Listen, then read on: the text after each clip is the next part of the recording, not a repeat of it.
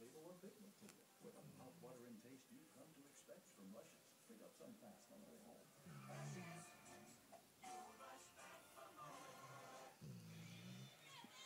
Welcome back, everyone. The throng tied in orange here today with 4:48 to go in the first half. South Carolina leading 7-3. It's the SEC on ESPN. I don't mind the aggressive call going for it there on fourth, but it just felt like South Carolina was ready for that quarterback sneak. Obviously saw it last week against Alabama. Maybe try something on the edge. We haven't seen Devin Young much, the speedster who can get out on the edge a little bit on toss sweep, but it seemed like South Carolina was ready for that quarterback sneak.